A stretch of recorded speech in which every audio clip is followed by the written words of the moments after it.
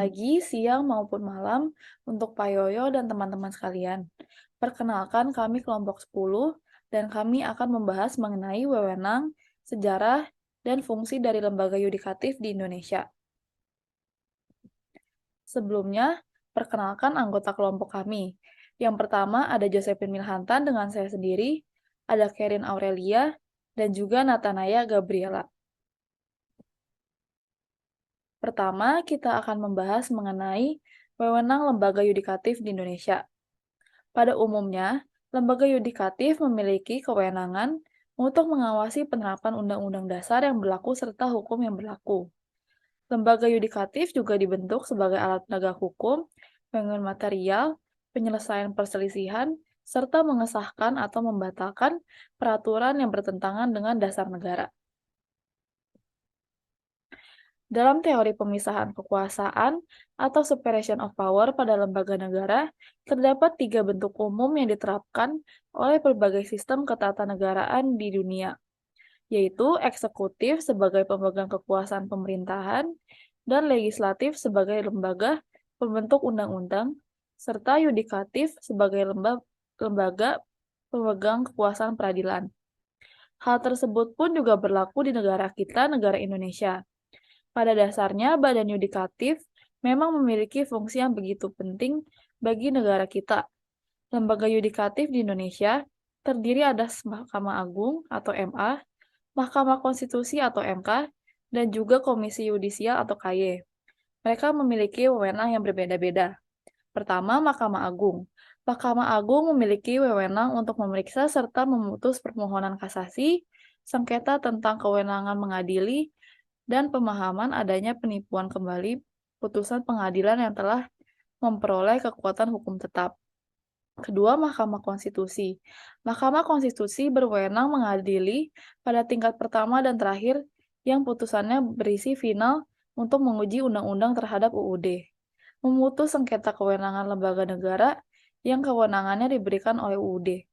Memutuskan pembubaran partai politik dan memutus perselisihan mengenai hasil pemilihan umum. Yang terakhir, Komisi Yudisial.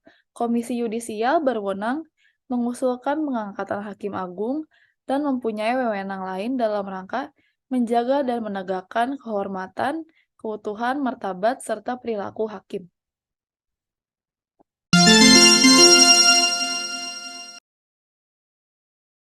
Baik, jadi di sini saya sudah mengurutkan perjalanan dari lembaga yudikatif dari awal periode UUD 1945 sampai ke periode setelah amandemen UUD 1945. Jadi lembaga yudikatif sebagai suatu lembaga kekuasaan kehakiman yang memegang penuh kekuasaan untuk menyelenggarakan peradilan, ini telah melalui perjalanan yang panjang sampai saat ini. Dimulai dari periode UUD 1945, periode Konstitusi RIS 1949, periode UUD 1950, setelah Dekret Presiden 5 Juli 1959, dan juga setelah amandemen UUD 1945. Pada periode UUD 1945 tadi itu tidak banyak yang dapat diutarakan terkait dengan pelaksanaan kekuasaan yudikatif sepanjangnya, dikarenakan situasi negara pada saat itu yang bergejolak tidak menentu. Indonesia menghadapi serangkaian konflik dan perang melawan Belanda yang berlangsung hingga beberapa tahun ke depan. Hal ini menyebabkan pelaksanaan kekuasaan yudikatif di Indonesia pada saat itu terganggu dan tidak stabil. Pada awal kemerdekaan, lembaga yudikatif masih bergantung pada hukum Belanda dan belum memiliki struktur dan regulasi yang jelas. Keberadaan lembaga yudikatif pasca kemerdekaan sampai saat ini telah banyak memiliki perubahan, baik dalam lembaga apapun itu termasuk di dalamnya hingga tentang tugas dan wewenang lembaga yudikatif itu sendiri yang akan dijelaskan oleh rekan saya setelah ini. Bahkan perubahan ini bisa dibilang cukup signifikan, terutama dibentuknya lembaga-lembaga baru yang masuk dalam lingkup lembaga yudikatif. Dan pengaruh amandemen UUD 1945 telah membawa suatu perubahan dalam kehidupan ketatanegaraan dalam pelaksanaan kekuasaan kehakiman, yaitu ditetapkannya Undang-Undang Nomor 4 Tahun 2004 tentang kekuasaan kehakiman yang lalu kemudian diganti dengan Undang-Undang Nomor 48 Tahun 2009 tentang kekuasaan kehakiman. Di sini lanjut saya akan menjelaskan lembaga yang ada di dalamnya, yaitu Mahkamah Agung, Mahkamah Konstitusi, dan juga Komisi Yudisial. Saya akan menjelaskan bagaimana lembaga-lembaga ini awalnya terbentuk. Dimulai dari Mahkamah Agung, yang pertama kali terbentuk ini berkaitan erat dengan sejarah penjajahan Indonesia. MA didirikan pada 18 Agustus 1945 setelah Indonesia memproklamirkan kemerdekaannya pada tanggal 17 Agustus dan menjalani masa revolusi yang panjang melawan penjajah Belanda. Sebelumnya, pada masa penjajahan Belanda tadi, Indonesia itu tidak memiliki sistem peradilan nasional yang merdeka dan mandiri. Pada awal abad ke-20, Belanda membentuk sistem hukum dualisme yang membedakan hukum untuk orang Belanda dan hukum untuk orang pribumi atau Indonesia. Hukum untuk orang Belanda menggunakan sistem hukum sipil, sedangkan hukum untuk orang pribumi menggunakan sistem hukum adat. Setelah Indonesia merdeka, dibentuklah Mahkamah Agung sebagai lembaga peradilan tertinggi yang independen dan berwenang memutuskan perkara yang telah diputuskan oleh pengadilan di tingkat yang lebih rendah. Hal ini mencerminkan semangat perjuangan kemerdekaan Indonesia yang menghendaki adanya sistem peradilan nasional yang merdeka dan mandiri, serta berbeda dengan sistem peradilan kolonial yang dijalankan oleh pemerintah Belanda. Sejak saat itu, MA terus berkembang dan mengalami berbagai perubahan. Pada era reformasi di tahun 1998, dilakukan reformasi di bidang peradilan dan Mahkamah Agung Indonesia mengalami perombakan besar-besaran, termasuk dalam hal sistem perekrutan hakim, pengawasan dan pengawalan perilaku hakim, serta sistem penyelesaian sengketa yang lebih efektif dan transparan. Lalu lanjut ke lembaga yang selanjutnya yaitu Mahkamah Konstitusi. Sejarah berdirinya lembaga ini diawali dengan dicetuskannya ide dalam amandemen konstitusi yang dilakukan oleh Majelis Permusyawaratan Rakyat (MPR) pada tahun 2001. Lalu dirumuskannya dalam ketentuan pasal 24 ayat 2, pasal 24C, dan pasal 7B hasil perubahan ketiga yang disahkan pada tanggal 9 November 2001. Ide pembentukan MK ini merupakan salah satu perkembangan pemikiran hukum dan kenegaraan modern yang muncul di abad ke-20.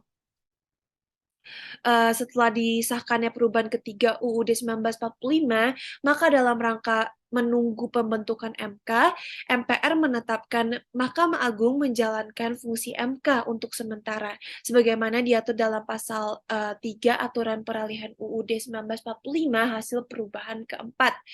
DPR dan pemerintah kemudian membuat rancangan undang-undang mengenai Mahkamah Konstitusi. Setelah melalui pembahasan yang mendalam, DPR dan pemerintah menyetujui secara bersama UU Nomor 24 Tahun 2003 tentang Mahkamah Konstitusi pada 13 Agustus 2003 dan disahkan oleh Presiden pada hari itu. Lalu selanjutnya yang terakhir yaitu Komisi Yudisial. Gagasan pembentukan lembaga KY ini sebenarnya sudah ada sejak pembahasan RUU Ketentuan Pokok Kekuasaan Kehakiman di tahun 1968. Selain gagasan pembentukan KY, saat pembahasan rancangan Undang-Undang KPKK juga sempat diusulkan tentang pembentukan Majelis Pertimbangan Penelitian Hakim atau MPPH. Jadi MPPH ini diusulkan sebagai lembaga yang bertugas untuk menjalankan pengawasan internal terhadap kinerja hakim dan menyelidiki keluhan atau ketuduhan terhadap hakim. Namun usulan tersebut tidak diikutsertakan dalam teks KPKK yang akhirnya disahkan. Setelah KPKK itu disahkan, sistem peradilan di Indonesia masih dijalankan dengan struktur dan mekanisme yang sama seperti sebelumnya. Baru pada tahun 2001, melalui Amandemen ketiga UUD 1945, disepakati tentang pembentukan Komisi Yudisial yang diatur secara khusus dalam pasal 24B ayat 1. Semangat pembentukan komisi komisi yudisial didorong oleh keprihatinan mengenai kondisi peradilan yang buruk di Indonesia. Sejak masa Orde Baru, independensi kekuasaan kehakiman di Indonesia sangat terbatas dan banyak terjadi penyalahgunaan kekuasaan juga praktik-praktik korupsi di dalam sistem peradilan. Oleh karena itu, Komisi Yudisial didirikan sebagai lembaga independen yang bertanggung jawab untuk memastikan bahwa sistem peradilan di Indonesia beroperasi secara independen, transparan, dan adil.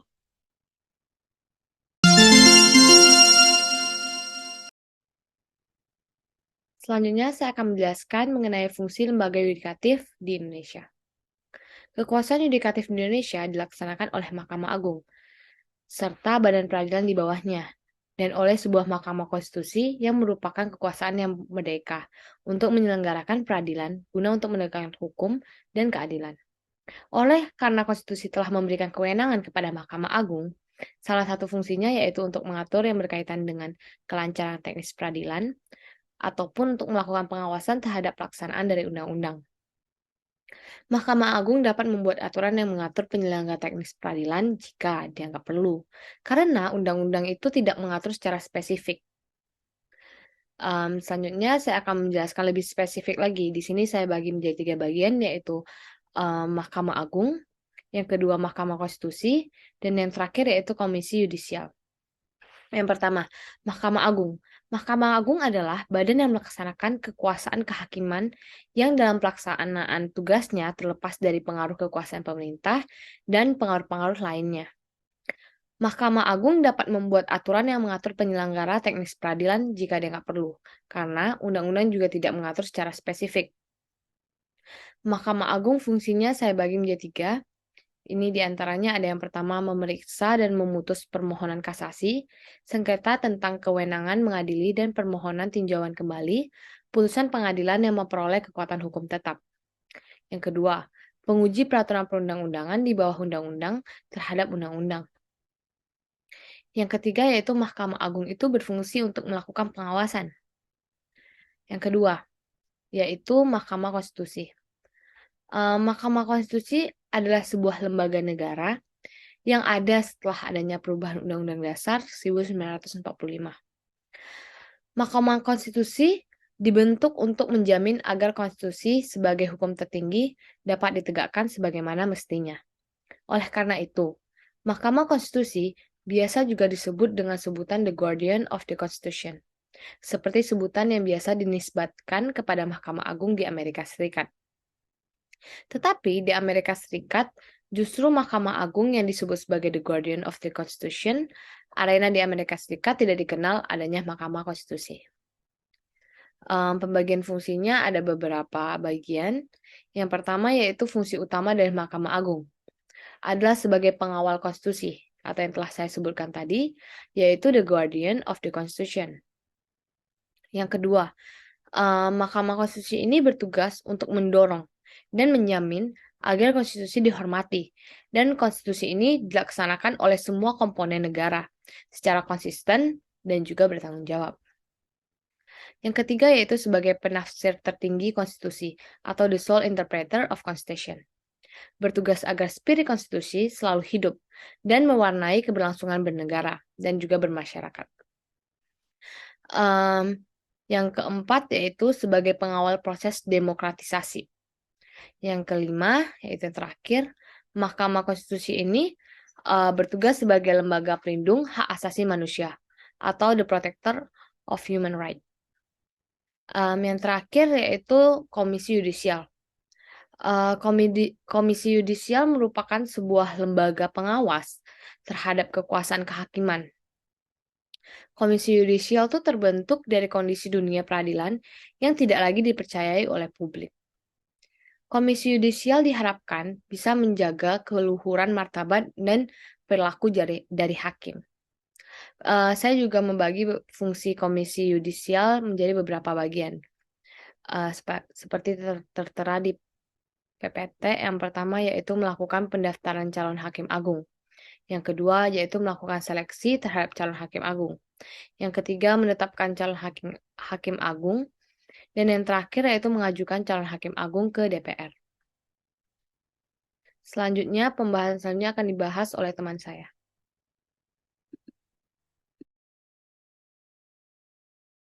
Selanjutnya, saya akan menerangkan mengenai contoh kasus penyalahgunaan kewenangan oleh Hakim Mahkamah Konstitusi. Penyalahgunaan wewenang Hakim Mahkamah Konstitusi oleh Patrialis Akbar merupakan tindak pidana korupsi berdasarkan ketentuan 12C Undang-Undang Nomor 20 Tahun 2001 tentang perubahan atas Undang-Undang Nomor 31 Tahun 1999 tentang pemberantasan tindak pidana korupsi yang untuk seterusnya disebut UU PTKPK. Pasal 12C UU PTPK berbunyi, dipidana dengan pidana penjara seumur hidup atau pidana penjara paling singkat 4 tahun dan paling lama 20 tahun dan pidana denda paling sedikit 200 juta rupiah dan yang paling banyak 1 miliar rupiah. Hakim yang menerima hadiah atau janji padahal diketahui atau patut diduga bahwa hadiah atau janji tersebut diberikan untuk mempengaruhi putusan perkara yang diserahkan kepadanya untuk diadili. Pasal 12C UU PTPK tersebut memuat delik yang berkaitan dengan suap menyuap, yaitu menerima hadiah atau janji untuk mempengaruhi putusan perkara yang akan diadili. Berikut ini adalah video mengenai kasus tersebut.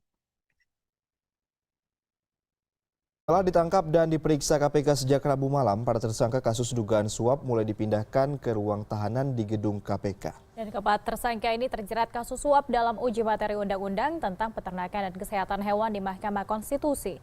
4 tersangka kasus dugaan suap terhadap uji materi Undang-Undang Nomor 41 Tahun 2014 tentang peternakan dan kesehatan hewan di Mahkamah Konstitusi mulai dipindahkan ke ruang tahanan KPK Kamis pukul 11:30 malam.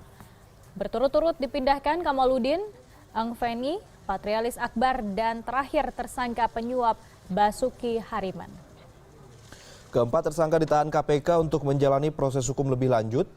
Hakim Mahkamah Konstitusi Patrialis Akbar yang ditangkap karena diduga menerima suap sebesar 2,5 miliar lebih dari Basuki Hariman menyatakan bahwa dirinya tidak bersalah. Saya mengatakan saya hari ini dizolimi. Karena saya tidak pernah menerima uang 1 rupiah pun dari Pak Basuki.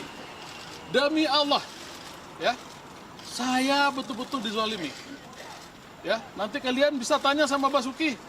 Bicara uang aja saya nggak pernah. Paling tidak memang nama baik MK sekarang agak tercoreng gara-gara saya dijadikan tersangka. Tapi sekali lagi saya katakan, saya tidak pernah terima uang 1 rupiah pun dari orang yang namanya Basuki. Apalagi Basuki itu bukan orang yang berperkara di MK. Tidak ada kaitannya dia dengan perkara itu. Jadi selama saya bicara dengan Pak Patrialis, tidak pernah satu kata pun dia bicara mengenai uang, nggak pernah. Yang minta uang memang itu namanya Pak Kama.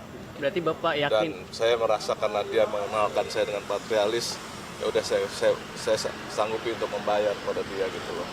Berarti Bapak yakin Pak Patrialis ini nggak terlibat gitu Pak? Kalau menurut saya Pak Patrialis nggak terima uang sama sekali dalam hal ini.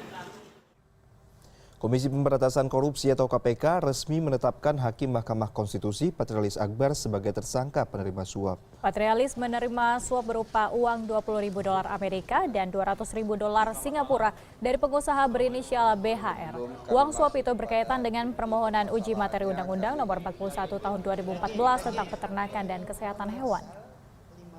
KPK pun menetapkan Patrialis dan KM sebagai penerima suap serta BHR dan sekretarisnya NJF sebagai pemberi suap. Kasus dugaan suap kepada Hakim MK terkait dengan judicial review Undang-Undang Nomor 41 Tahun 2014 itu tentang peternakan dan kesehatan hewan. KPK setelah menerima laporan dari masyarakat, kemudian 11 orang diamankan dalam kegiatan operasi tangkap tersebut pada hari Rabu 25 Januari 2017. 11 orang tersebut adalah PAK, Hakim MK, ya, yang bersangkutan adalah merupakan hakim dari MK. Kemudian BHR, ini pihak swasta yang memberikan suap. Kemudian juga KM, ini swasta yang menjadi perantara, ya, perantara dari pihak swasta BHR kepada PAK. Dan sebelumnya Hakim Mahkamah Konstitusi Patrialis Akbar tertangkap tangan oleh KPK. Patrialis tertangkap tangan menerima suap yang berkaitan dengan permohonan uji materi undang-undang tentang peternakan dan kesehatan hewan. Ya, pihak MK pun menyatakan siap mendukung proses penyidikan oleh KPK. Menanggapi penangkapan salah satu rekan mereka oleh KPK, Patrialis Akbar, 8 hakim Mahkamah Konstitusi menggelar jumpa pers untuk menjelaskan kasus ini. MK membenarkan saat ini Patrialis tengah menangani perkara uji materi Undang-Undang Peternakan dan Kesehatan Hewan. Jadi posisinya beliau hanya anggota panel dan ikut dalam LPH sebagai hakim anggota, ya. Pak, kita pengen tahu sampai saat ini komunikasi MK dengan klarifikasinya dengan KPK sendiri gimana dan dengan Pak Patrialis Akbar? Tidak ada komunikasi dengan di sana. MK telah menggelar rapat musyawarah hakim dan memutuskan mendukung langkah KPK menyelesaikan kasus ini. MK membuka akses luasnya kepada KPK untuk mencari informasi tanpa izin Presiden.